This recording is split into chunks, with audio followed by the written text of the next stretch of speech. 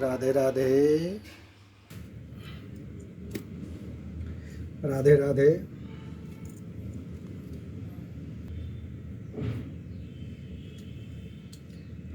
রাধে রাধে। আজকে শ্রী শুভ রাধা অষ্টমী ব্রতের উপলক্ষে আমরা রাধারানীর সম্বন্ধে দুই চারটি আলোচনা শ্রবণ করব।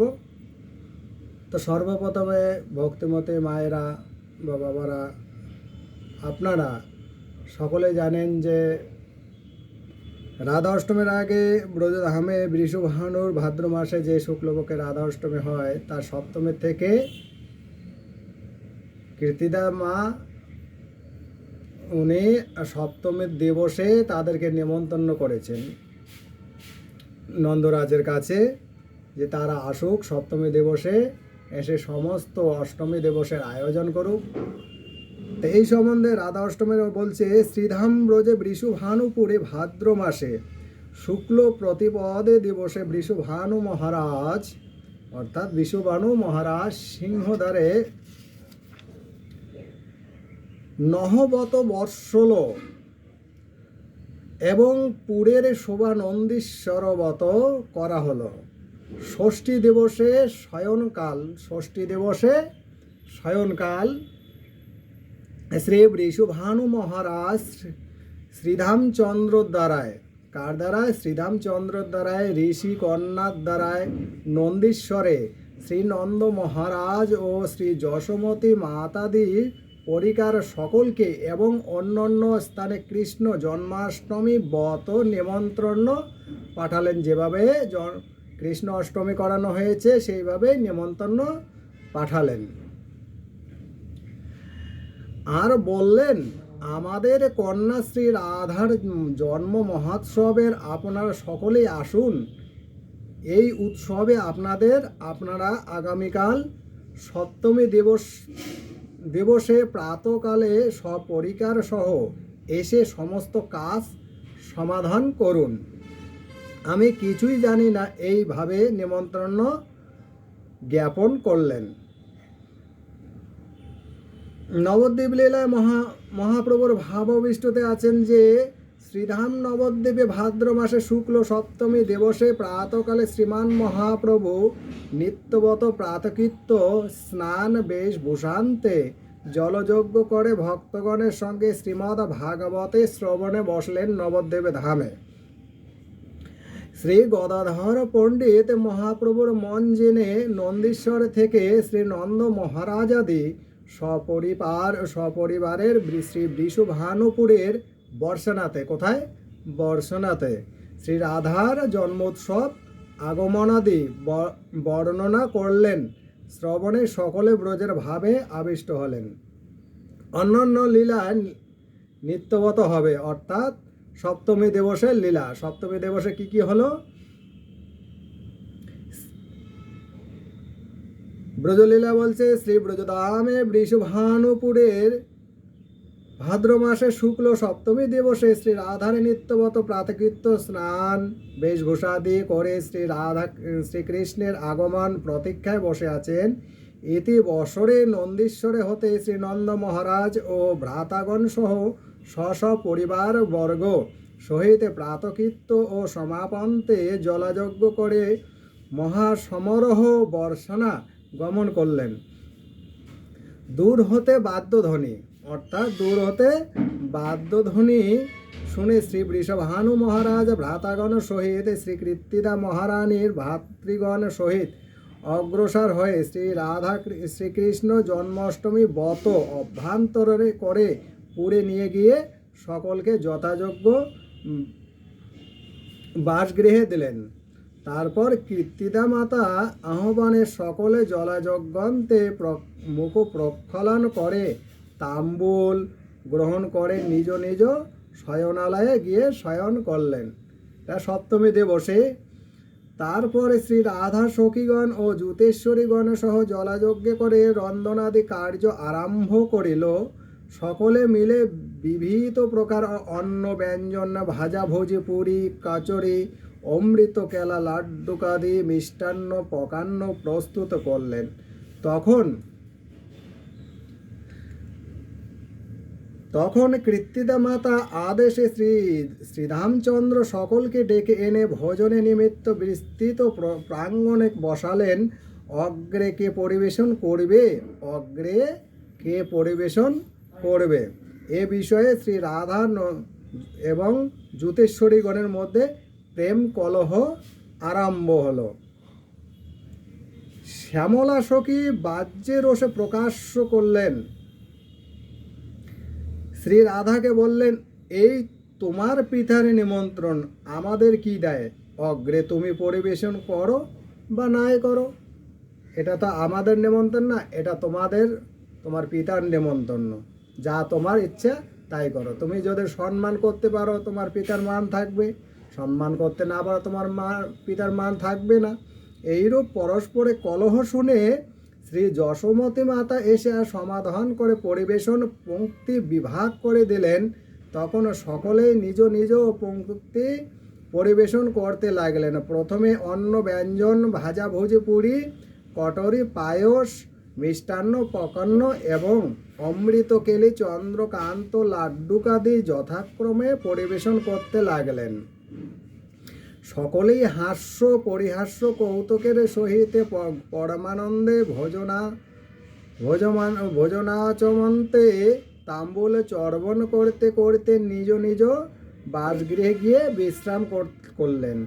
দাসগণ আপন আপন সেবায় নিযুক্ত হলেন, দাসীরা আপন আপন কর্মে নিযুক্ত হলেন।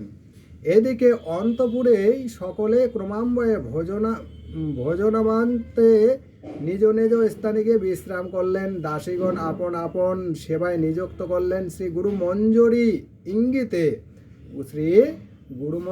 ইঙ্গিতে শ্রীমতী রাধারানী পাদপদ্ম মৃদু মৃদুভাবে সেবা করতে লাগলেন। তারপর শ্রী রাধার সখীগণ ও মঞ্জুরিগণ সহ পুষ্পচয়নের ছলে পুরের পশ্চিম দিকে বিলাসকুণ্ডে তীরে গমন করলেন।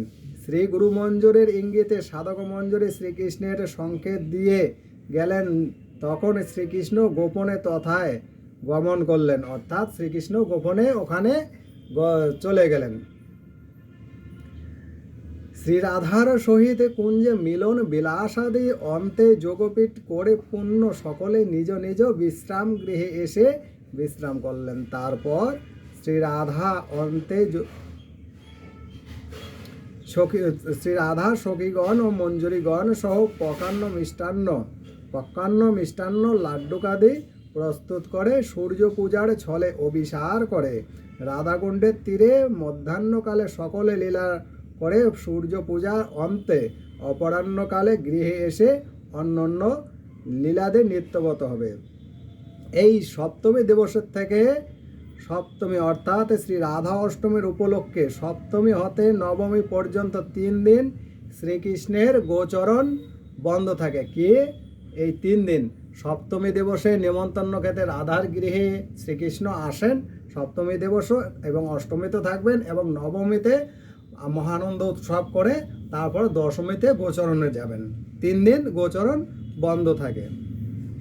নবদ্বীপ লীলায় মহাপ্রভুর ভাব উপসময় বলছেন, শ্রীধাম নবদ্বীপে মহাপ্রভুর ভক্তগণ সহ শ্রীমদ্ ভাগবত শ্রবণে ব্রজের ভাবে আবিষ্ট আছেন। এমনই সময় শচীমাতা আজ্ঞায় ঈশান দাসে ঠাকুরের ভোগ লাগাতে বললেন। এই কথা শুনে মহাপ্রভুর সকলে ভক্তগণের ভাব শান্ত হল। শ্রী গদাধর পণ্ডিত শ্রীমদ্ ভাগবত পাঠ সমাপ্ত করে শ্রী নারায়ণের ভোগালয়ে ভোগ সরাইয়ে ভোগ আরতি করলেন। 3 প্রভু ভক্তগণ সহ ভোজনান্তি অন্তে বিশ্রাম করে প্রাতকালে যোগপীঠাদি করে শ্রীবাসের পুষ্পোদ্যানে গিয়ে মাধবী মণ্ডপে বেদিতে বসলেন। তারপর সকলে লীলা নিত্যবত হবে। এখানে আমাদের সপ্তমী লীলা সমাপ্ত হইল। এখন কথা হচ্ছে আজকে শ্রী রাধা অষ্টমী। এখন আমরা যে সপ্তমী দিবসে আলোচনা করলাম, আগের দিনে এই সমস্ত কর্মগুলো হয়েছে। এখন অষ্টমী দিবসে কি বলছে? নবদ্বীপ লীলায় মহাপ্রভুর ভাবাবিষ্ট শ্রীধাম নবদ্বীপে ভাদ্র মাসে শুক্লে অষ্টমী দিবসে প্রাতকৃত্য শ্রী মাধবাচার্যর এবং 3 প্রভু ভক্তগণের নিমন্ত্রণ করলেন। শ্রী মহাপ্রভুর নিত্যবত প্রাতকৃত্য স্নান বেশভূষাদি করে শ্রী নারায়ণের আরতি দর্শন করে শ্রীমৎ ভাগবত শ্রবণ করলেন। শ্রী গদাধর পণ্ডিত শ্রী রাধা অষ্টমীর প্রসঙ্গে পাঠ করলেন। শ্রী গদাধর পণ্ডিত শ্রী রাধা অষ্টমীর প্রসঙ্গ পাঠ করলেন। তারপর শ্রীমদ্ ভাগবত শ্রবণতে মহাপ্রভুর ভক্তগণ সহ মাধবাচার্যের বাড়িতে গমন করে গিয়ে ঠাকুরের দর্শন প্রণামাদি করলেন। ঠাকুরের অভিষেক হলে সর্বদামোদর ব্রজের বৃষভানুপুরে শ্রী রাধার অভিষেকাদি পদগান করতে লাগলেন। শ্রবণ করে সকলে ব্রজের ভাবে হলেন আবিষ্ট। অভিষেকে কিভাবে বলছে? ব্রজলীলায় শ্রীব্রজ ধামে বৃষভানুপুরে অষ্টমী দিবসে শ্রী রাধা কৃষ্ণদি সকলে নিত্যবিত প্রাতকৃত্য স্নান বেশভূষাদি করেন। শ্রী রাধার অভিষেক দর্শন নিমিত্ত আবাল বৃদ্ধ ও বনিতা সকলে আসলেন। তখন শ্রী রাধাকে স্নানান্তে শুক্ল বস্ত্র পরিধান করে সখীগণ ও মঞ্জুরিগণ বেশভূষাদি করতে লাগলেন। নাসিকায় মুক্তা, কণ্ঠে গজমতি হার, বাহুতে অঙ্গদ, হস্তে কঙ্কণ, কোটিতে মেঘেলা, চরণে নূপুর, এই সকল অলঙ্কার পরিধান করে স্নান বেদিতে গিয়ে বসলেন। তখন বাদ্যকারগণ বিবিধ বাদ্য নানা ভঙ্গিতে বাজাতে লাগলেন। দাসীগণ পূর্বে অভিষেক দ্রব্য প্রস্তুত করে রেখেছিলেন। শ্রী পূর্ণমাসী দেবী অভিষেক মন্ত্র পড়তে লাগলেন। পুরোহিত বনিতা অর্থাৎ গার্গী ক্রমান্বয়ে অভিষেক করতে লাগলেন। প্রথমতে মহাঔষধি জল, তারপর পঞ্চগাব্য, পঞ্চমৃত, শতঘট জলে, তৎপর সহস্র ধারায়, অবশেষ শঙ্খদক দিয়ে স্নান করালেন। তৎপর দাসীগণের অঙ্গ মুছাইয়া সুগন্ধিত তৈল অভ্যাঙ্গ করে চতুর্শ্বমেক ঊর্ধ্ববর্তন করে স্নান করাইয়ে নীল বসন পড়ালেন। এতপর শ্রী রাধারানী শৃঙ্গার বেদিতে গিয়ে বসলেন। দাসীগণ ষোড়শ শৃঙ্গার দ্বাদশ আভরণ ভূষিত করলেন। পুরোহিত বনিতা দুর্বা ধান্য হস্তে নিয়ে সপ্ত নির্মঞ্চ করলেন।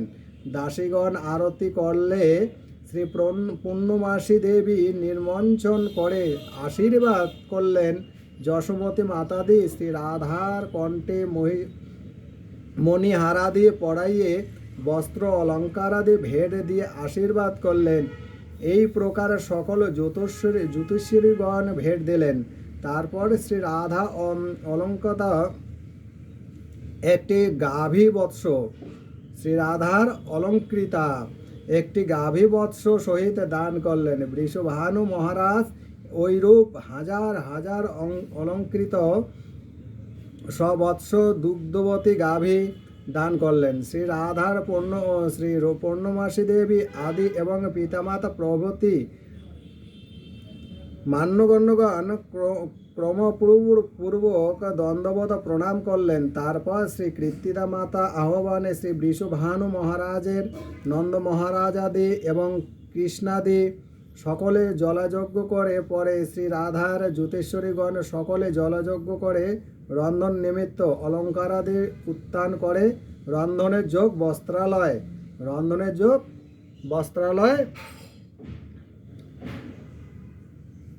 বস্ত্রালঙ্কার পরিধান করে শ্রী রোহিণী মাতাদের সঙ্গে রন্ধনে যুক্ত হয়ে বহুবিধি অন্ন ব্যঞ্জন, ভাজাভুজি, বড়াবড়ি, পুরি, কচুরি, পায়স, ক্ষীর, পকান্ন, মিষ্টান্ন, অমৃতকেলি, লাড্ডুকাদি প্রচুর পরিমাণ প্রস্তুত করলেন। বাহিরেও শত শত ব্রাহ্মণ বিবিধ প্রকার বস্তু রন্ধন করলেন। তখন কৃত্তিদা মাতার সঙ্গে শ্রী যশোমাতা এসে শ্রী রাধাকৃত পুঞ্জীভূত বিবিধ প্রকার রন্ধন সামগ্রী দর্শন অতিশয় স্নেহধৃত চিত্ত হয়ে শ্রী কীর্তিদা মাতাকে বলতে লাগলেন, কি বললেন, হে সখী, তোমার হৃদয় বড়ই কঠিন, শিরিষি কুসুম হতে অতি মৃদুল। কি বলছেন, শিরিষি কুসুম হতেও অতি মৃদুলা এই শ্রী রাধার তুমি এত বেশি বস্তু রন্ধন করাইয়েছ, তোমার কি কিছু মাত্র স্নেহ নেই? দেখো তো পরিশ্রমে তার শরীরে কিরূপ ঘর্ম বইছে। তখন কীর্তিদা মাতা বললেন, বর প্রভাবে রাধার রন্ধন অমৃত বিজয় স্বাদ হয়ে বলে, বহুদিন হতে মহারাজের ইচ্ছা যে ব্রজ রাজাকে নিমন্ত্রণ করে রাধার হস্তে পাচিত দ্রব্য ভোজন করাবেন। শ্রী রাধারানী সাক্ষাৎ তার হস্তেই ভোজন করাবেন। তারই জন্য আজকে মহারাজের আদেশে রাধা রন্ধন করেছেন। হে সখী যশোদা, রাধার পাচিত দ্রব্য সকল কীরূপ হয়েছে দেখো।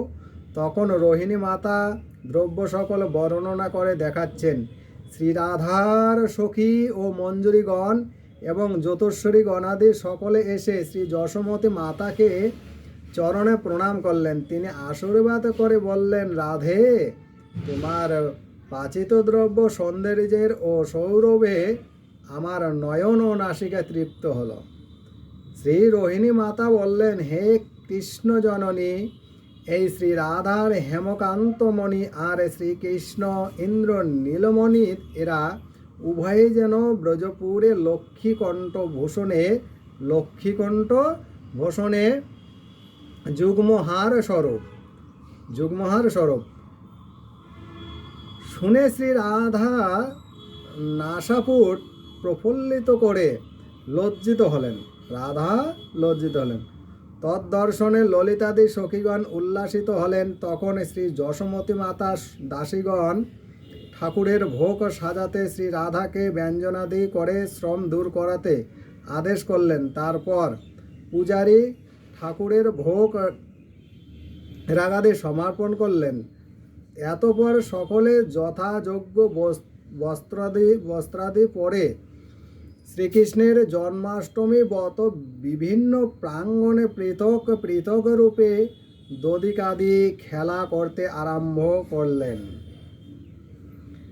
শ্রীকৃষ্ণের জন্মাষ্টমী ব্রত বিভিন্ন প্রকারের খেলা করতে লাগলেন। এইরূপ সকলে পরমানন্দ সহিত বহুক্ষণ খেলান্তে ভানুখোর নামক কুণ্ডে গিয়ে পাবন সরোবরবৎ বিভিন্ন ঘাটে স্নান করত।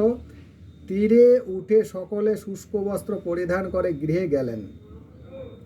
শ্রী বৃষভানু মহারাজ পুরুষ পক্ষে শ্রী নন্দ মহারাজাদি সকলকে যথাযোগ্য বস্ত্র অলঙ্কারাদি প্রদান করলেন।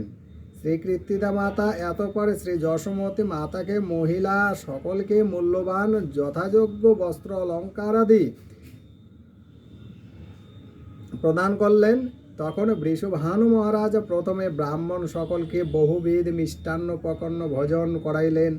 তারপর কীর্তিদা মাতার আদেশে শ্রীরামচন্দ্র শ্রী বৃষভানু বাবা এবং নন্দ বাসাদি সকলকে ভোজন নিমিত্তে আহ্বান করলেন এবং গ্রামবাসী সর্বসাধারণ গণ্যমান্য সকলকে পূর্ব দিবসের ন্যায় যথাক্রমে বসাইয়া অত্যন্ত আনন্দের সহিত ভোজন করাইতে লাগিলেন। পূর্ব দিবসের ন্যায়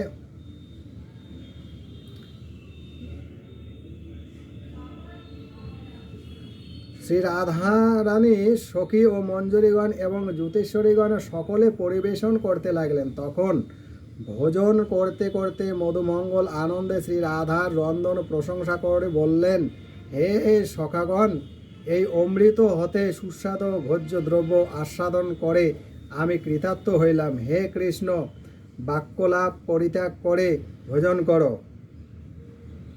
এটা কে বললেন? মধুমঙ্গল।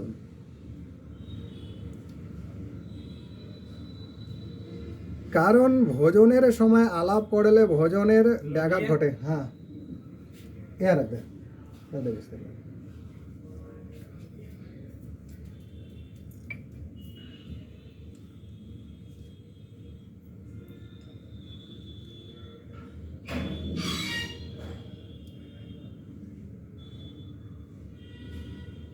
কারণ ভোজনের সময় আলাপ করলে ভোজনের ব্যাঘাত ঘটে। তাহা কি সুন্দর রন্ধন হয়েছে, লক্ষ্মীদেবী পর্যন্ত এইরূপ পাকের কৌশল বুঝিতে পারবে না। তাহা শুনে যশোমতী মাতা বললেন, হে রাধে, মধুমঙ্গলকে মিষ্টান্ন দিয়ে লাড্ডু দাও। তখন মধুমঙ্গল বাম কক্ষ বাজাতে বাজাতে ভোজন করতে লাগলেন। ভোজন কক্ষ বাজাতে লাগলেন। পূর্ণ যশোমতী মাতা বললেন, হে রাধে, মহারাজের পাত্রে অন্ন নাই, অন্ন দাও। শ্রী রাধারানী অন্ন থালি নিয়ে শ্রী নন্দ বাবা হতে আরম্ভ করে বলরাম পর্যন্ত পরিবেশন করলেন। পুনর্বার যশোমাতা বললেন, হে রাধে, কৃষ্ণচন্দ্র হতে অন্ন পরিবেশন করো। শ্রী রাধা শ্রীকৃষ্ণচন্দ্র হতে সকলকে অন্ন পরিবেশন করলেন। এইরূপ সকলে পরমানন্দ ভোজন করতে আচমন্তে তাম্বুল চর্বণ করে নিজ নিজ শয্যায় গিয়ে বিশ্রাম করলেন। তারপর বিশ্বভানু মহারাজ সর্বসাধারণ অন্যান্য স্থানীয় সকলকে বস্ত্র অলঙ্কারাদির দ্বারা উপযুক্ত সম্মান করে বিদায় দিয়ে নিজের বিশ্রাম করলেন। এদিকে অন্তঃপরে শ্রী কীর্তিদা মাতা, শ্রী যশোমতী মাতা এবং শ্রীমতী রাধা, শ্রী জ্যোতিশ্বরী গণাদি সকলে যথাক্রমে বসে ভোজন করত। আচমন্তে তাম্বুল চর্বণ করে নিজ নিজ শয্যায় বিশ্রাম করলেন। তখন সাধক দাসী নিজ নিজ সেবা করে সেবামৃত ভোজন করে শ্রী গুরু মঞ্জুরি সকলের দ্বারা বিশ্রাম করলেন। নবদ্বীপে মহাপ্রভুর অভিষেক কিভাবে হলো? শ্রীধাম নবদ্বীপে মহাপ্রভুর ভক্তগণের সঙ্গে মাধবাচার্যের বাড়িতে ঠাকুরের অভিষেকাদি দর্শন করে ভাবাবেশে আছেন। শ্রীমান মহাপ্রভুর কোনোভাবে হুঙ্কার করে পরিকার সহ বাহ্যদশা প্রাপ্ত হন। সর্বদামোদার গান সমাপ্ত করলেন। তখন মহাপ্রভুর ভাবাবেশে স্নান মণ্ডপে গিয়ে বসলেন। ভক্তগণ যথাবিধি মহাপ্রভুর অভিষেক করে বেশভূষা করলেন। পূজারী ঠাকুরের ভোগ রাগ সমাপন করলেন। তারপর তিন প্রভু ভক্তগণ সহ প্রাঙ্গণে দধিকাদি খেলা করে গঙ্গায় গিয়ে জলক্রিয়া স্নানাদি করে মাধবাচার্যের বাড়িতে গিয়ে ফিরে এলেন। মাধবাচার্য সকলকে যথাযোগ্য বস্ত্রাদি দিয়ে ভক্তগণ তিন প্রভুকে ভূষিত করে সকলে নিজ বেশভূষা করলেন। তারপর তিন প্রভু প্রসাদী দুগ্ধ ফলাদি ভোজন করে কিঞ্চিত বিশ্রাম করলেন। মহাপ্রভুর বিশ্রামান্তে যোগপীঠ অভিসার বন ভ্রমণাদি লীলা নিত্যবত করলেন এবং নিশান্ত এবং মাধবাচার্যের বাড়িতে এসে শয়ন করলেন। ব্রজলীলা বলছে, শ্রী রাধার বিশ্রামান্তে সখীগণ ও মঞ্জুরিগণাদের সঙ্গে পুষ্প চয়নের ছলে বৃষভানুপুরের পশ্চিম দিকে বিলাসকুণ্ডে তীরে গমন করলেন। গমনের সময় সখীগণ ও গুরু মঞ্জুরি ইঙ্গিতে সাধক দাসী শ্রীকৃষ্ণকে সংকেত করে গমন করলেন। শ্রীকৃষ্ণ বিলাসকুঞ্জে গিয়ে শ্রী রাধার সহিত বিলাসাদি করেন এবং যোগপীঠে লীলাদি করে পূর্ণ সকলে নিজ নিজ বিশ্রাম ঘরে এসে শয়ন করলেন। তারপর শ্রী রাধা ক্ষণকাল বিশ্রামান্তে গত্রোত্থান করে মিষ্টান্নাদি রন্ধন করে সূর্য পূজা চলে পূর্ব দিনের ন্যায় বনভ্রমণ করতে করতে গিয়ে রাধাকুণ্ডে নিত্যলীলা করে সূর্য পূজার অপরান্তে গৃহে এসে বিশ্রাম করলেন। রাত্রিলীলায় নিত্যবত হয়ে থাকে, কিন্তু এই অষ্টমীতে বিশাখা সখী জন্মতিথি হেতু রাধাকুণ্ডে রাত্রে বিশাখার মদন সুকুদা কুঞ্জে রাসাদি লীলা বা ভোজন শয়ন হবে। এতে অষ্টমী লীলা, এখান থেকে অষ্টমী লীলা হয়ে থাকে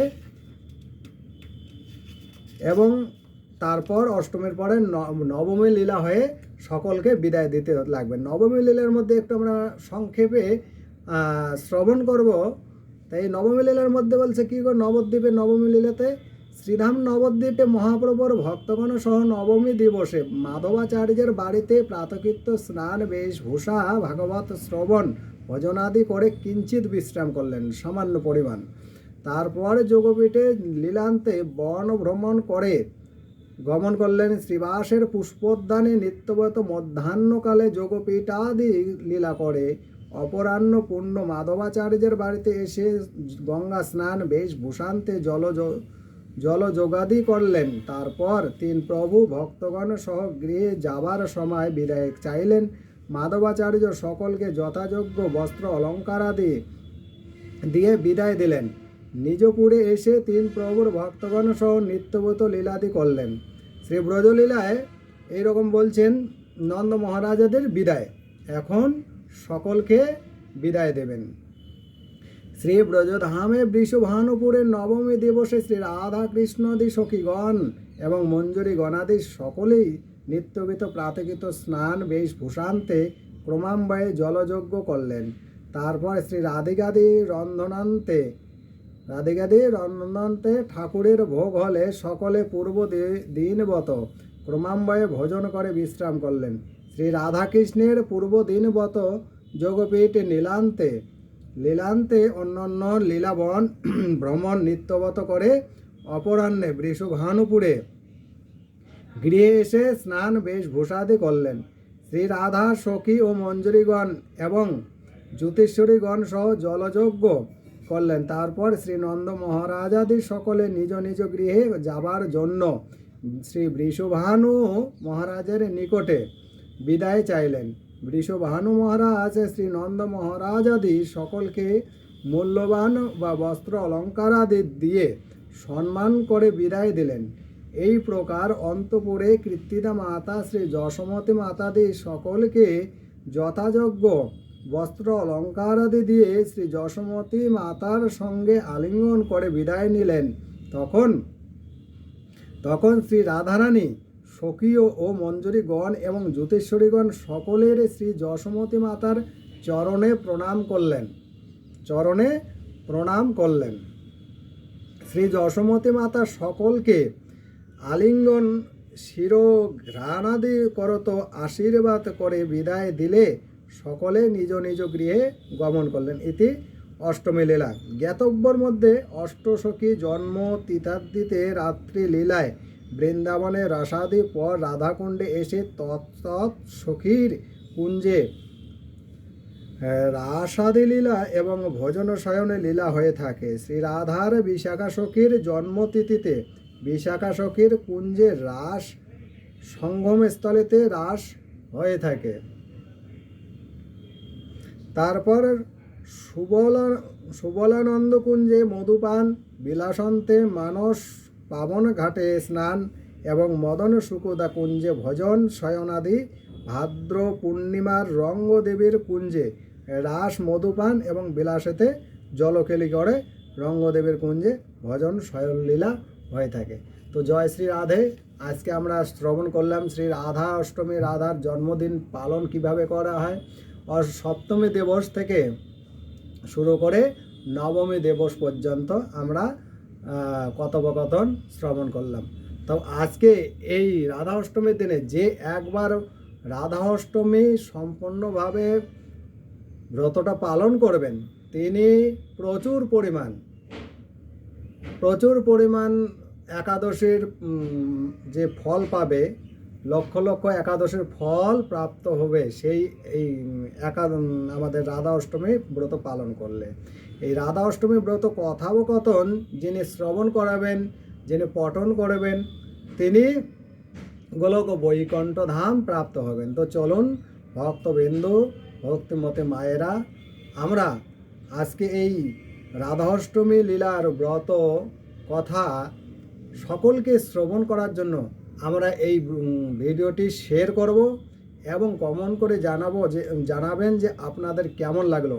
আপনারা শ্রবণ করবেন এবং আপনাদের সুপরিবারে পরিচিতদের সঙ্গে শেয়ার করে তাদেরকে শ্রবণ করিয়ে তাদের বৈকুণ্ঠ ধাম যাওয়ার রাস্তাটা দর্শন করিয়ে দেবেন। তারাও যেন এই সুন্দর কথামৃত বাণী রাধা অষ্টমী ব্রত কথা শ্রবণ করে গোলক বৈকুণ্ঠ ধাম প্রাপ্ত করে। রাধারানীর কৃপাময়ী, এই কৃপাময়ের কৃপা যেন তারা প্রাপ্ত হয়। তো বারবার বলছি আপনাদের কাছে হাতজোড় করে যে আপনারা কৃপা করে এই ভিডিওটি শেয়ার করবেন, যত পাবেন শেয়ার করবেন এবং লাইক করবেন, কমেন্ট করতে ভুলবেন না। আপনাদের কমেন্ট করলেই আমার উৎসাহ একটু বাড়বে, আপনারা বলবেন, যদি কোথাও ভুল হয়ে থাকে সেই ভুলটি আমি সংশোধন করার চেষ্টা করব। জয় শ্রী রাধে, জয় শ্রী রাধে, জয় শ্রী রাধে।